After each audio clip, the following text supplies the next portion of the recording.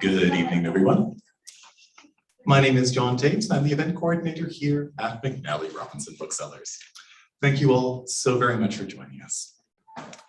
Before we begin, I would like to mention that McNally Robinson Booksellers is located here on Treaty 1 territory, the traditional territory of the Anishinaabe, Cree, Oji-Cree, Dakota, and Dene peoples, and the homeland of the Métis Nation.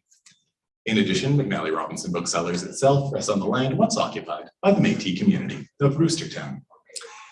I notice there are a few people just arriving right now. If you are arriving, please note that there is an aisle right in the middle if you would like to sit over there. Rest assured you will not have to rush past everyone. We are gathered here tonight to celebrate the launch of Chasing Baby, an infertility adventure by Morwenna Trevenen.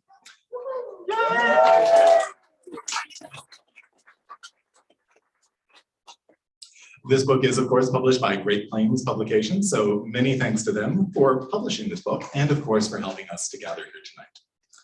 I am very keenly aware that I'm the least interesting person who will be speaking up here on the stage tonight, so please rest assured I will be brief. Just a few very quick housekeeping notes before we begin. While we're located within these gray walls, we just ask that you please keep your masks on. You'll notice that we'll just take off our masks when we're behind a microphone and talking. Once we move to the signing space immediately outside of this area, masks will be recommended, but not required, although we do recommend them. There'll be a reading up here from the podium, followed by a conversation hosted by Sam Thompson, the individual to my left. Immediately following that, there'll be a Q&A. For those of you watching along on YouTube, you'll notice there is a live chat, so please do feel free to write your questions into the chat and we will put them to Morwenna as time permits. Otherwise, if you're gathered here, it still seems a little bit early for absolutely everybody to be sharing a microphone. So what I will do is I will circulate and stand in front of you while you ask me your question, which I will then repeat into the microphone for the benefit of those watching at home. As I will not possibly be able to do justice to your inevitably eloquent words, I ask that you do keep your question to a question, and please keep it relatively brief, as my mind has become porridge over the last 2 months. Rest assured, if you have lovely things to say to Morwenna, there'll be ample time to do that during the book signing immediately afterward. Other than that, the only other instruction I will give you right now is that once this event comes to a close, we just ask you to remain in your seats for one moment while we safely transport Morwenna to the signing table. And I'll have more thrilling housekeeping notes about signing procedure at the end. But now, we will move along to the launch of this honest, heartfelt, and incredibly funny book. Your host this evening, Sam Thompson, is a Winnipeg journalist, Global News and 680 CJOB, and host of the acclaimed Witchpolice radio podcast, which has featured interviews with Manitoba musicians from all walks of life for the past 9 years. It's an incredible archive of Winnipeg musicians. He has also appeared on television, radio, and podcasts in Manitoba and across Canada, talking about independent music and arts. Tonight's featured author, Morwenna Trevenen, was born and raised in Winnipeg. And while she loves to travel and has lived in other places, she is proud to make Winnipeg her home with her husband, son, and Charlie, whom I'm told is the very best dog. She has always fancied herself an artist, living as an actor, musician, dancer, and is now thrilled to add writer to the list. She is a licensed realtor and decorator in Manitoba and gets her art's fix whenever she can. She can usually be found out for forest walks, at live shows, with her friends and family, and or wherever there is cake or ice cream. Please join me in welcoming Morwenna Trevenen. Hi,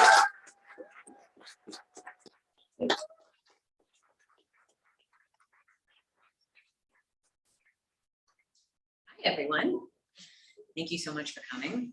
Doesn't he have the most amazing voice? Yeah. John, look into meditation apps and reading Velveteen Rabbit while people fall asleep or something. I mean. Okay, so I'm just going to read you a little bit of an excerpt.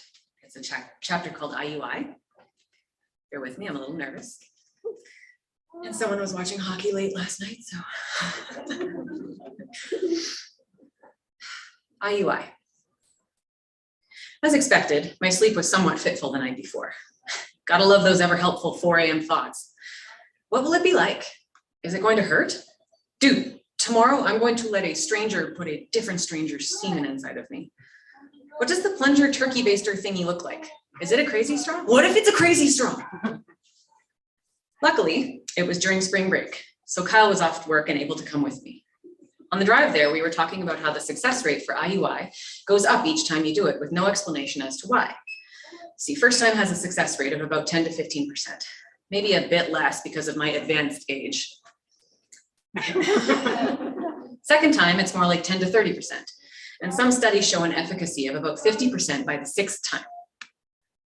Sixth freaking time? Oh God, please no. Kyle had his own theories about the cumulative success rate, which were hilarious. See, first, my eggs are all, ew, it's all sticky, get it off, gross, nasty, blah. But by the sixth try, oh yeah, this stuff, I love this stuff. Give it, roll around in it, yeah. Kyle was nervous in his own way, which oddly made me feel much better, mostly. Kyle shows his nerves sometimes by being funny or awkward. Yet another reason why he's a good match for me. Lean into it, I guess. He decided that he wanted to stare me in the eye during the insemination so that it wouldn't be so weird knowing that it was some stranger's sperm. This did not work, but it did make me giggle, which made things harder for the nurse who was trying to do her job between the stirrups. She was lovely though, and actually thought that our odd humor was sweet. Turns out my insides are apparently configured differently, so she had to rearrange some things to make the insemination work, which felt great, let me tell you. She also had to keep removing the plunger straw thingy to bend it this way and then that way into a crazy straw shape to get it to work for me. I knew it. After it was all done, I hung out on the table/bed for about 10 minutes to let gravity help a bit while we chatted.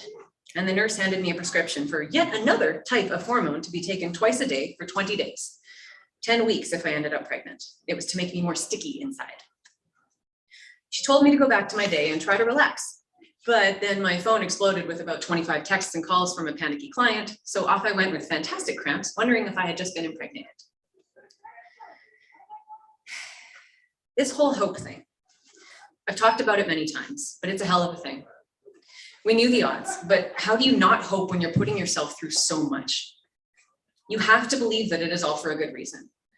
I found myself hoping like I hadn't in years. My brain was telling me not to get too excited, but the whole while, the rest of me was having little conversations with my belly. Are you in there, little one? Just hold on tight, please. It was also super hard not to get excited because, fun fact, the sticky hormones give many of the side effects of early pregnancy. They should really warn you, no? For 2.5 weeks, I felt almost constant nausea, cramping, and more exhaustion than I've ever experienced. Making it through the day with my eyes open without a nap was brutal, so I must be pregnant, yes? Brain, no. The likelihood of pregnancy is extremely slim. Calm down. Body, pregnant! We are pregnant here, guys! Heart, swells with hope, then spasms and remembers all the letdowns over the last several years with this, then swells again, then crashes again, etc. At any rate, the day finally came to go and give my blood test to see if it had worked. I went in the morning and waited by my phone for the rest of the day to hear. I couldn't call the clinic myself. They would call and leave me a message. I'd call and leave my own message, and back and forth it went. You see, but with test results, they couldn't leave a message. I also have an old house, so sometimes my phone would just notify me that I had a missed call and a voicemail without it ever actually ringing. This was a perfect time for this to happen, repeatedly. Eventually, I managed to catch a nurse as they were leaving the clinic for the day, and she informed me that I was not pregnant. Bad day. Send funny gifts.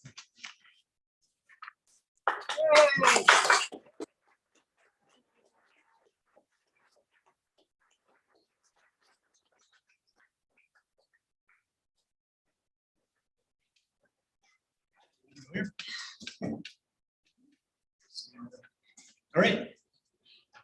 Cool. Thanks for having me as your interviewer. Thank you so much. Congratulations on the book. It's exciting. We've known each other since high school, and I didn't know who would be the first person from our high school to be a published author, but it's you, which is awesome. I mean, I wouldn't have thought it would be me. So obviously, based on that reading you just did, it's a very serious topic, but you've managed to make it funny. And I mean, the illustrations are funny. There's lots of just like horrible experiences that you've turned around and made somehow enjoyable. So I mean, just before we even get into the content of the book, I mean, one of the things that you we talked about right at the beginning is that the whole concept of infertility is something that a lot of people don't even consider. And despite the numbers and the percentages of how many people have probably dealt with it, the average person is just, they don't even think about it. And I mean, I'm a parent. It didn't occur to me, you know, that this could be a possibility. Thankfully, it worked out. I have kids, but a lot of people are going through what you went through for this book. So, not for this book, for your life. You documented well. But so I guess like, what is it even like to even sort of consider that as something that could be happening to you? Because I think it's so outside of everyone's experience. You know, you see people having kids all the time, and you talk about that in the book as well. What is that like? The feeling of just knowing that it might not happen for you? It's several different waves, or at least I suppose I can only speak from my own experience.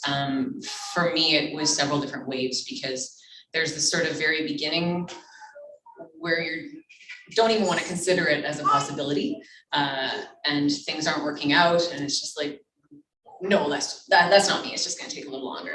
No. It's kind of a denial situation, and then as time goes on, everyone else is getting pregnant, and it's just like, oh, maybe that is me. Okay. And then doctors are fun. So that sort of hammers things home. And then realizing that it is so common was almost a little infuriating, because I hadn't realized that it was so common. So I never thought that it would be an issue for me. And then discovering that it was something that does happen to so many people, I almost felt, a little bit angry that I wasn't more aware going into it, of like, oh, this is a legit possibility. Okay, good to know. Yeah. So that was a little bit frustrating, I suppose. But yeah. And I think another thing that is kind of becomes clear upon reading this book, as someone who didn't really know much about the topic before, you know, seeing your experience going through this, is just that the amount of just over and over and over again attempts and various methods and all this stuff. And I think a lot of people just think, oh, the doctor can help you get pregnant. And you think it's just something happens, takes 5 minutes, and go home and then there's a baby, right? But there's so much, and I can't imagine that it's easy to not get completely disheartened. And I think that comes across in the book too, just trying to deal with it. But I guess, at what point did it become sort of too much, you know, like all these different efforts and attempts and different ways of doing it and different, was it ever just kind of time to give up, did you feel, or were you always somewhere in the back of your head you wanted to keep on with it? No, we wanted to give up several times. Yeah, like sometimes even right in the middle of a cycle of doctors, or even with adoption and being in the box, as they call it, or on the list or what have you. There were so many times that we were like, we're done.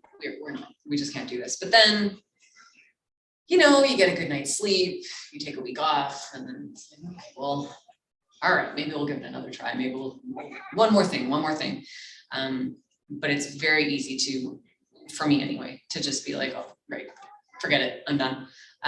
We had decided that we were done right before our last IVF offer. Very kind offer from my in-laws.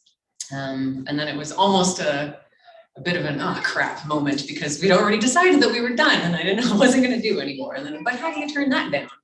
So it was obviously, it was a good situation, and very thankful for them to make us that offer. But there was that brief moment of like, all right, like I felt a little bit like, okay, I've never seen these movies, but you see the memes of like Rocky with the like dude in the corner, like getting them all ready. Yeah, he's a wrecking machine. All right, put in the teeth guard, like off you go, kind of a thing. Sort of. It's interesting analogy. Yeah, you don't need a teeth guard for any of this.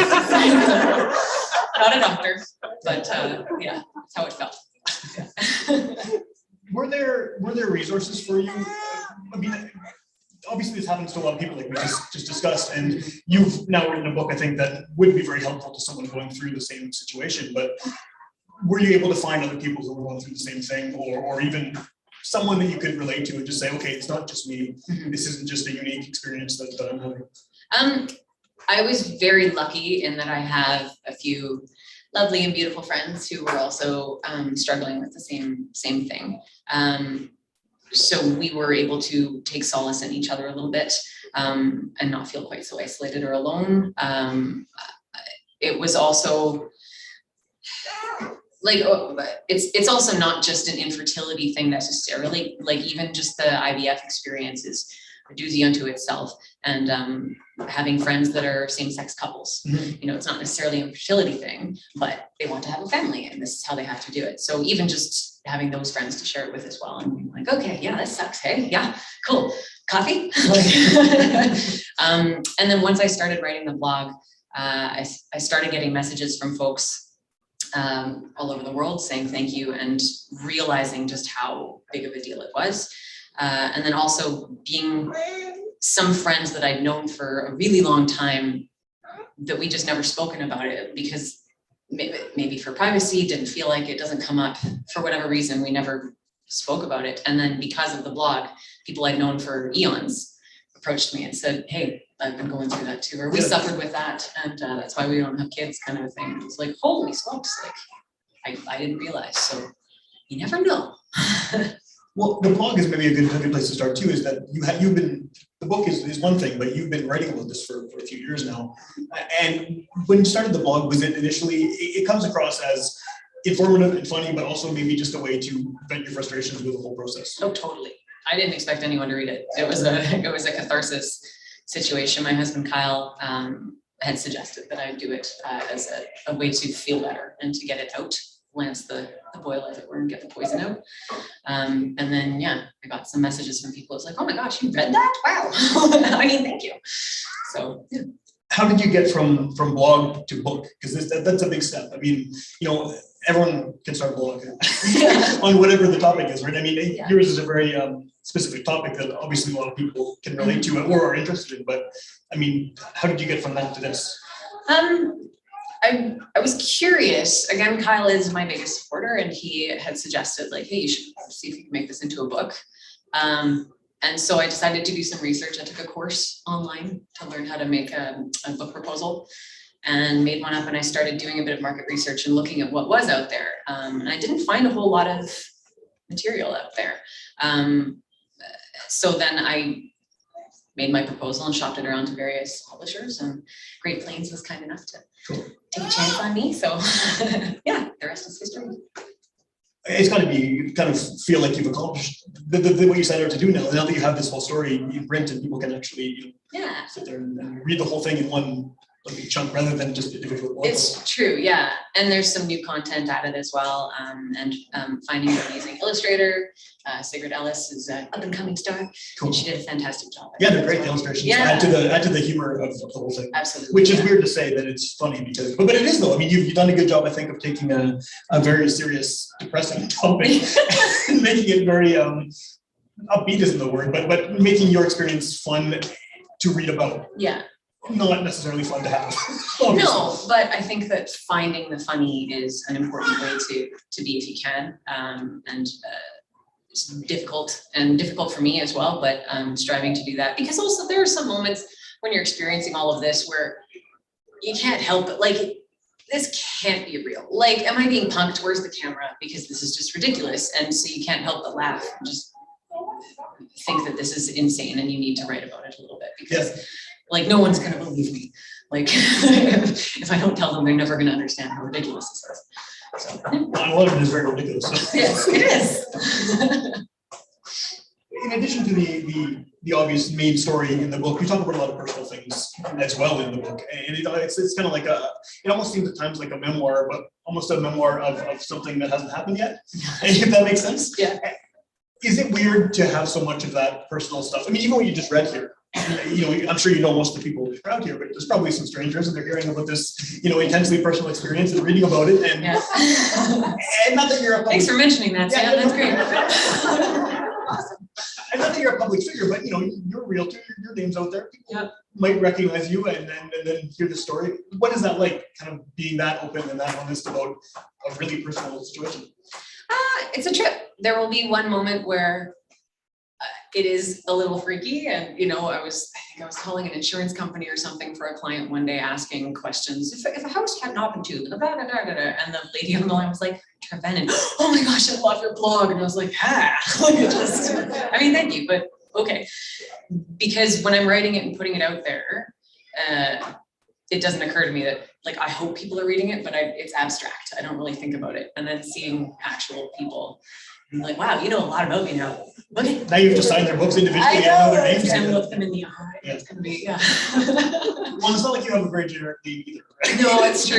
Yeah, I know. I'm easy to spot. What was the I'm not gonna say what was the hardest part of the experience, because I think every part of it was probably pretty hard, but what was the hardest part about writing the book? Were there certain aspects of it that you felt you didn't want to include in there, or you weren't sure if you should have included it in there?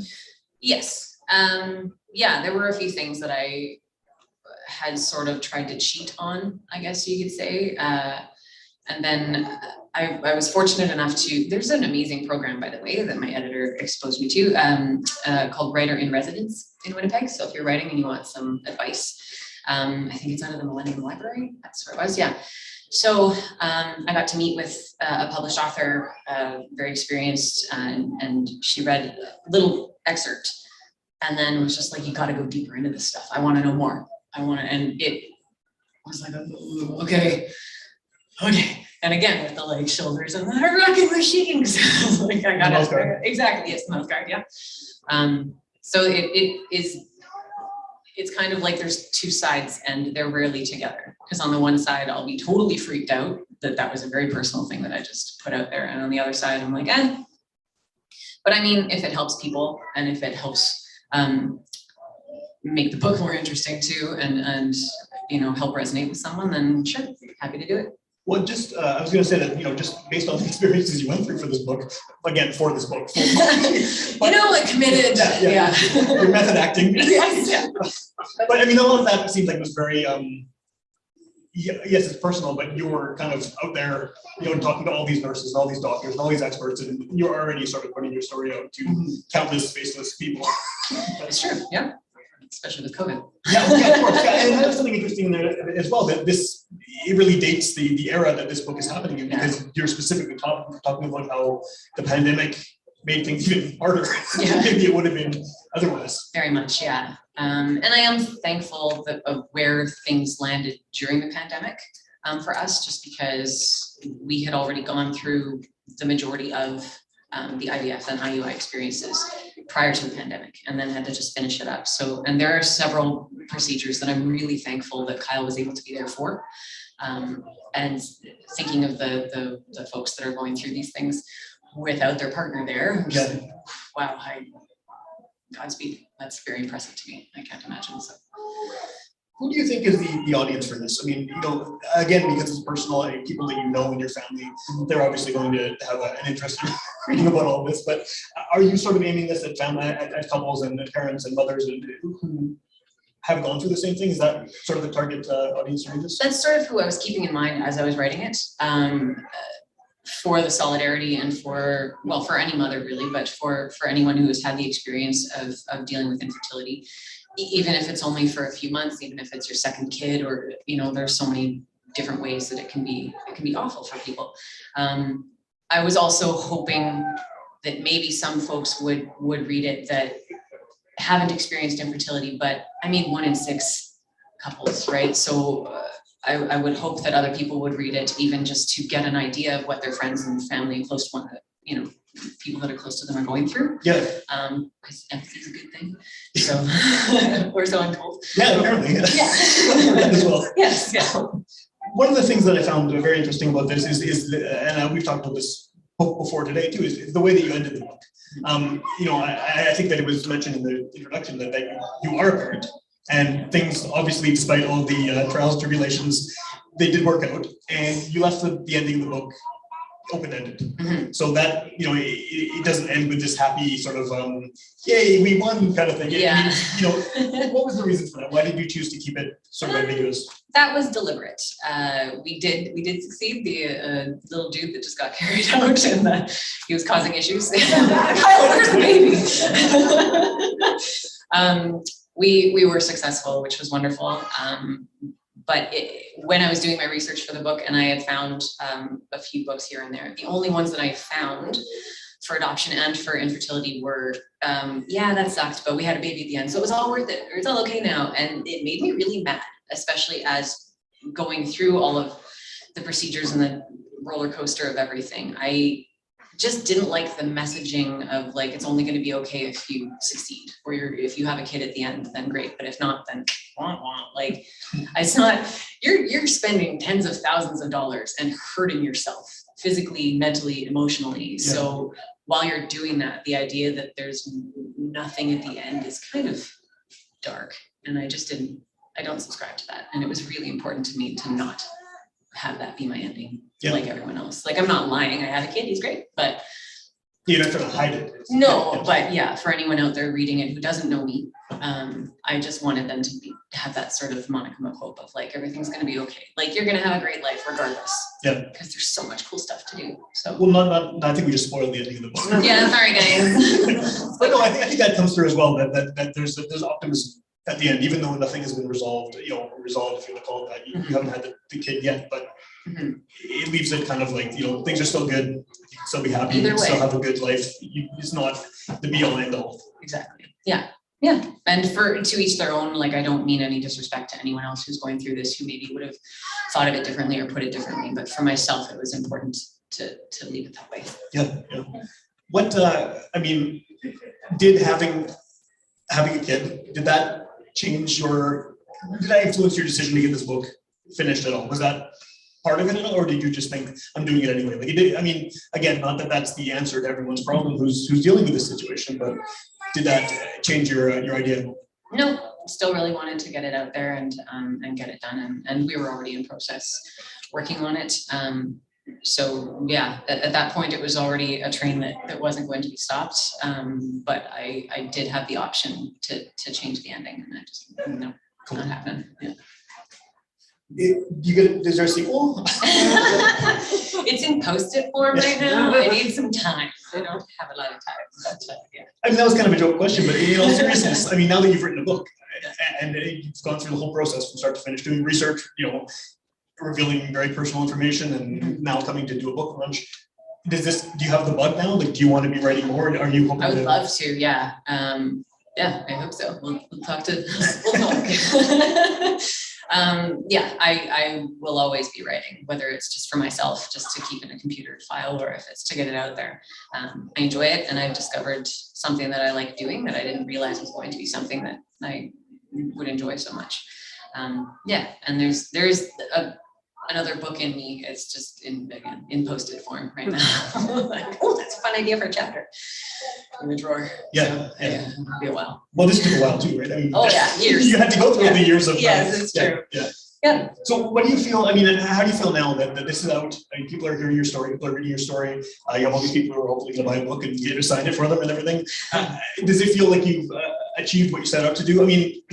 Obviously you achieved for your family to get the result that they wanted eventually through whatever means. But now that everyone's here listening to you read your book and answer questions, how do you feel about the whole experience? It's very surreal. But yeah, I'm thrilled, and I am pleased with how it turned out, and quite proud, and again still a little like, I wrote a book, look at that. Look, Ma. Yeah, it's cool. I'm very happy about it, and I'm super stoked that so many people are here. Yeah, it's very cool. It's a good turnout for sure. Is there, this is maybe something to be figured out going forward, but now that this book is out there, is there opportunity for you to present this type of subject matter are there groups, are there organizations, are there people who are involved in helping couples or individuals dealing with infertility that maybe you could speak to? Have you thought about that? I haven't, actually. That's a really interesting point to think on. I didn't really look for very many resources when we were experiencing it. What I did find was like individual counseling, like you can go for counseling if you want to. The social workers at the adoption agency were great for that too.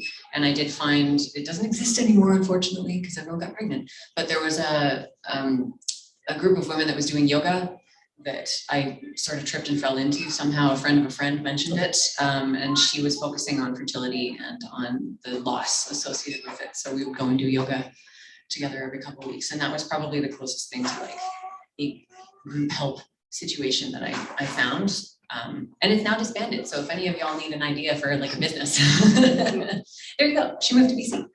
I guess the reason I asked that is because, you know, it is funny and it is kind of a lighter way to look at a serious issue. So there might be, I mean, maybe something to do in the future. That's a great suggestion, Sam. Thanks. Anyone hiring? And then I guess, you know, I know we're going to open up for questions in a minute, but how does your husband feel about all this? I mean, you know, it's very personal information about you, but you're in it as well, and Sure is. very personal stuff about you as well. I mean, I have very little shame. It's It's true. been great. Like I'm so proud, and just I'm along for the ride, and it's been fabulous because I think since we started dating, I was just like, you are right. Like you're the way you write, the way you express yourself in the written form is just. there we go. That's, I should have. Sorry, I should have. She good. I don't. She was very kind enough to let me kind of like. You look over the proofread, material. like I never posted without So, checking. Anything that didn't involve me, it was kind of just like, yeah, have fun. Don't let your freak flag fly. But whenever she was writing about experiences that involved the two of us or about my side of things, she would always be kind of like, is this accurate? Are you okay with this? Is this okay to be included? And I don't think I had any issues with anything that you included about us. Have you read it yet? Oh yeah.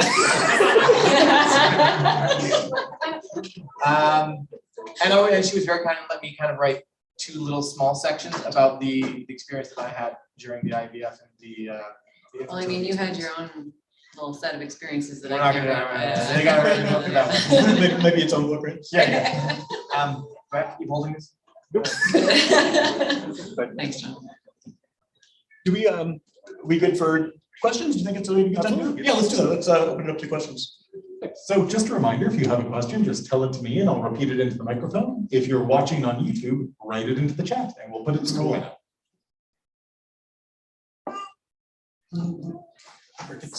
How are you?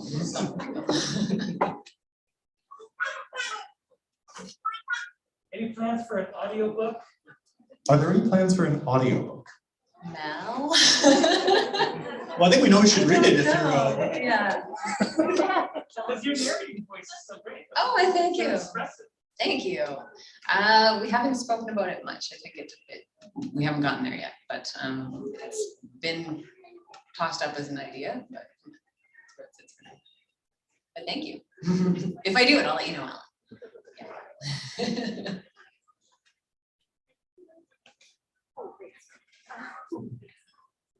Yeah. I was just wondering, like, in the time that you've been seeing doctors, is there anything that you found like that was really helpful or that was the other side of the spectrum, like worse having someone to do with what is it that we can do to make things better for people that are actually preparing? Please take where that was wrong. So this is a question from a nurse in the audience, and they were wondering, along your journey, was there anything that you found from nurses or doctors that was particularly helpful for you? And would you have any suggestions as to how others in your position might be helped in the future? I would say that it's very, at least from my experience, it felt very much like I was a number and not a human being who is emotionally broken at that point. So the shining moments for me, and I will just say, like, a lot of the doctors and nurses were fantastic and very caring and lovely.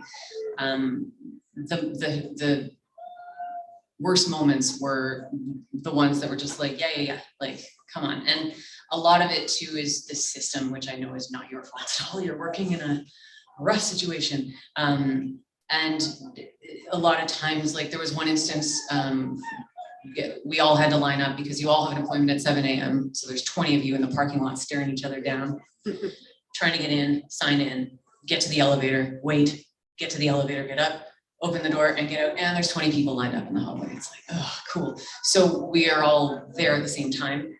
And I remember a couple times, like, a nurse or a doctor being like, yep, it's a little inconvenient. And I was like, yeah, 3 hours ago, it's inconvenient. Like, just being able to plan our lives better. For me, that was frustrating because I would have to book off, like, and I'm a realtor, so I can be flexible. I don't know how people with normal jobs do this, because it would be like, how do you just book off like every morning? So if the system could get a little bit of a change, which is not up to the doctors and nurses at all, unfortunately, then that would be great. But just remember that people, there's a heart beating behind there, and I know that you guys are exhausted and doing the best you can, but we're people too.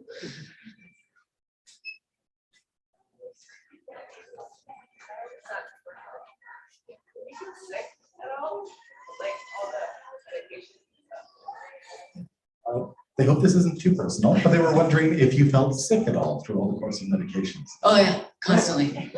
Yeah, yeah, my mom and husband are like, it for me especially, and I have friends who don't react to hormones at all. Like they also went through IVF and felt nothing, they were completely fine.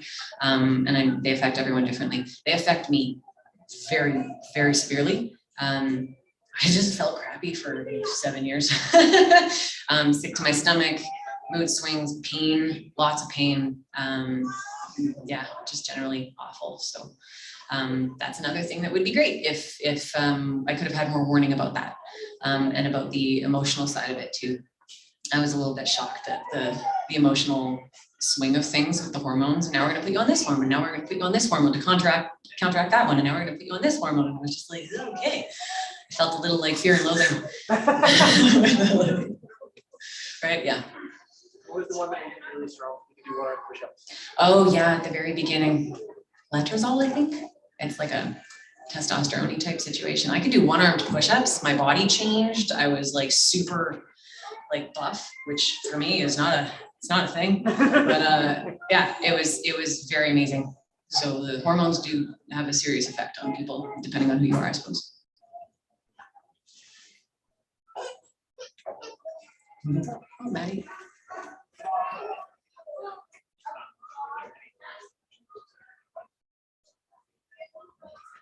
Were there any parts that you chose to leave out of the book? And if so, why? There were lots, there was a lot that was edited because it wasn't necessary. It was a great experience for me to get to work with an editor who was helpful in saying like, this isn't needed, this isn't needed. And I was like, oh, okay. Because if you said it's repetitive, the experience and like, and now you're doing this and now you're doing it again. And that there's like twice as much of that happened. It's just that, what are you going to read the same thing like again and again? So a lot of that sort of stuff got omitted. I don't think anything else really did get edited out. I don't think we left anything out. It'll be the bonus features on the DVD. Oh, sure. Yeah. Deleted scenes. Do some bloopers. Yeah.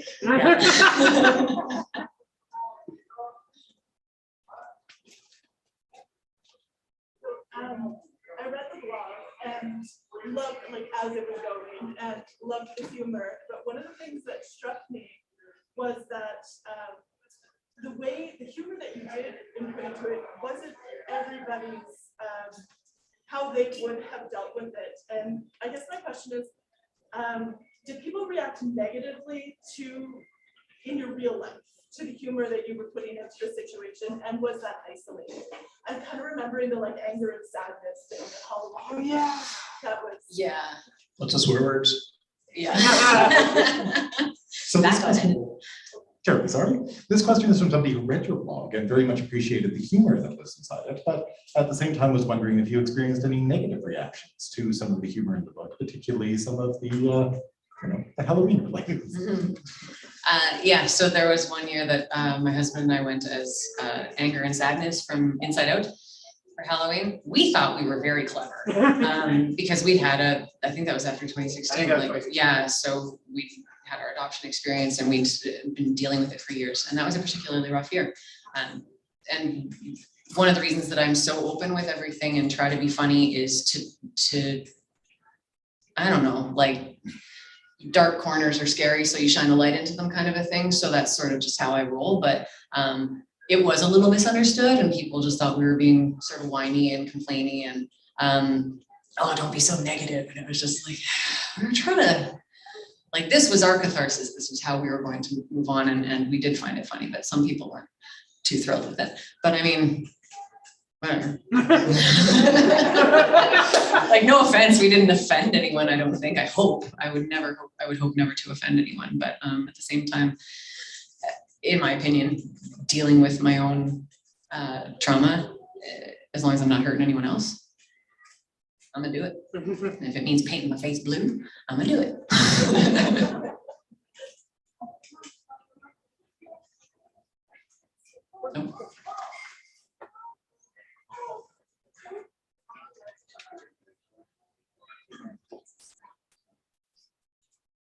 How many times did you reach a breaking point before you were just like, this is it, I can't do it anymore?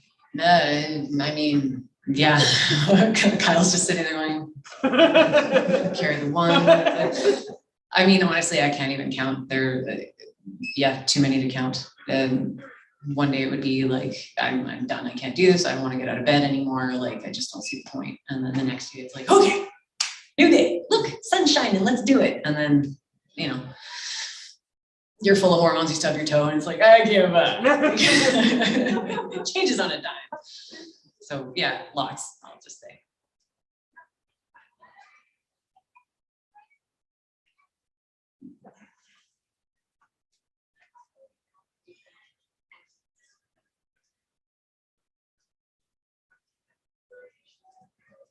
So after all your adventures with hormones and having a baby a year later, how do you feel now? Are you good? Hormone wise, sure. Yeah, no, I feel good. I feel tired. I have a baby, and you know, producing a book and stuff it's a lot working full time. But yeah, we're in a good place, and you know, spring finally definitely helps. I think every person here can agree on that. Yeah, I'm good. Thanks for asking.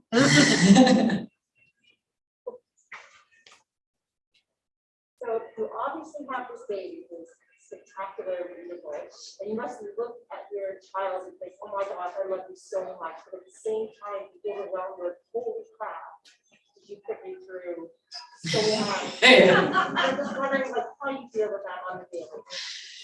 So you have this baby who is fantastic, but at the same time, you look at them and think, holy crap, you put me through so much.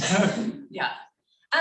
Yeah, not gonna lie, that does happen, especially if he's being particularly difficult. It's a little difficult not to like, ooh man, if you only knew, but I'm trying not to be that cartoon mother, like from that we all saw like back in the day of, oh, how many hours of labor and all of the blah, blah, blah. And if you had any idea, and like, you never come to visit anymore. I'm gonna try really hard not to be that mom, but it'll probably slip out every now. I mean, there's a book. He's gonna have proof to reference. It'll be the punishment when he's bad. He's gonna repeat. Oh, I like that. Cass suggested it as a punishment for him. Yeah, I like that. Yeah. Oh yeah, you think you can sneak out and you're 16? Wait. Yeah.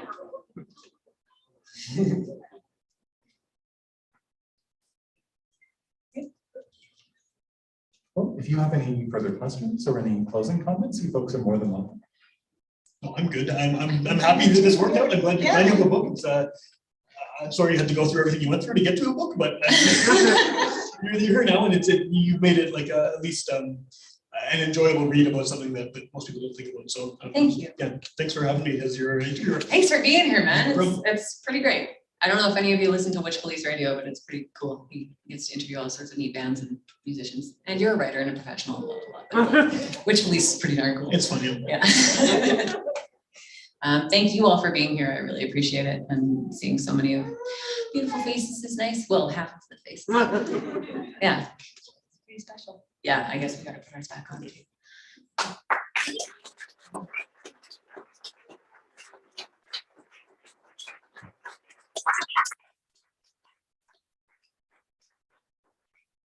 Thank you both so very much.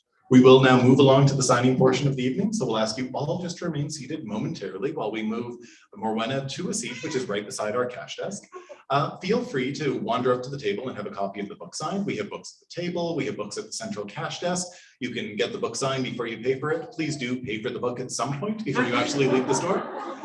And other than that, this video will remain live on YouTube as well. So if you'd like to revisit it or share it with anyone else, please feel free to do so. It's been so lovely spending this spring evening with you all. Thank you so very much for joining us physically and virtually.